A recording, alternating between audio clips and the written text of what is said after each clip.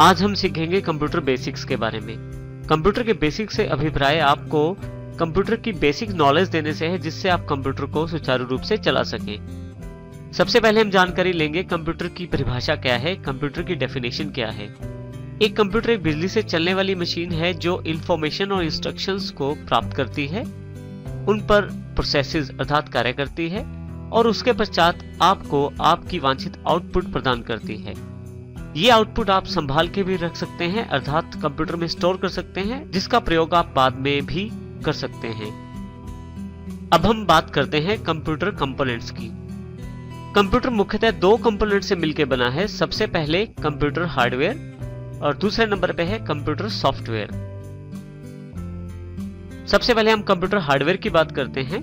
Computer hardware से अभिप्राय सभी इलेक्ट्रॉनिक और फिजिकल पार्ट से है, अर्थात कंप्यूटर के सभी वो भाग जो बिजली से कार्य करते हैं और साथ ही जिनको आप छू सकते हैं, वो सभी भाग कंप्यूटर हार्डवेयर कहलाते हैं। इसी तरह से हमारे पास, यदि हम यहाँ इस पिक्चर में देखें तो हमारे पास काफी तरह के कंप्यूटर हार्डवेयर के पार्ट्स दिखाए गए हैं, जिनका अलग अलग प्रकार का कार्य रहता है। कंप्यूटर हार्डवेयर में सबसे पहले हम बात करते हैं इनपुट डिवाइसेस की। वो डिवाइसेस जिनसे आप कंप्यूटर को कमांड्स दे सकते हैं, इंस्ट्रक्शंस दे सकते हैं, उसे हम इनपुट डिवाइसेस कहते हैं, जिनमें सबसे पहले है कीबोर्ड। कीबोर्ड एक मुख्य डिवाइस रहता है जिससे आप टाइप करके कंप्यूटर को कमांड्स दे सकते हैं। इसी तरह से माउस में आपके पास तीन प्रकार के बटन रहते हैं, लेफ्ट क्लिक, राइट क्लिक और स्क्रॉल बटन। इन तीनों बटन्स की सहायता से भी आप कंप्यूटर को कमांड्स दे सकते हैं। तीसरे नंबर पे हमारे पास अवेलेबल है जॉयस्टिक। कंप्यूटर गेम्स खेलने का सबसे अच्छा माध्यम रहता है जॉयस्टिक के द्वारा गेम्स खेलना।